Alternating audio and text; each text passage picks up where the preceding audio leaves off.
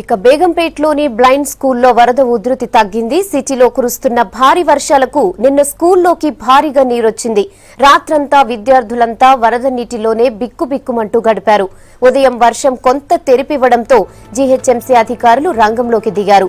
మోటార్లతో blind స్కూల్లోని నీళ్లను ఎత్తిపోశారు. వరదతో school ఆవరణ మొత్తం బురదమయం కావడంతో క్లీన్ చేస్తున్నారు.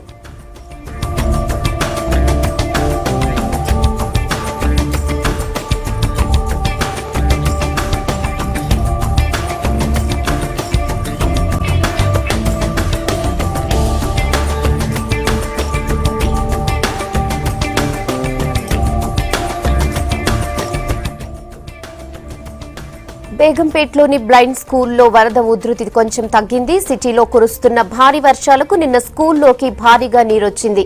దీంతో రాత్రంతా విద్యార్థులు వరద నీటిలోనే బిక్కుబిక్కుమంటూ గడిపారు. ఇక ఉదయం వర్షం కొంచెం తెరిపివ్వడంతో జీహెచ్ఎంసీ అధికారులు రంగంలోకి దిగారు. మోటార్లతో బ్లైండ్ స్కూల్లోని నీళ్లను ఎత్తిపోశారు. వరదతో స్కూల్ ఆవరణ మొత్తం బురదమయం కావడంతో క్లీన్ చేస్తున్నారు సిబ్బంది.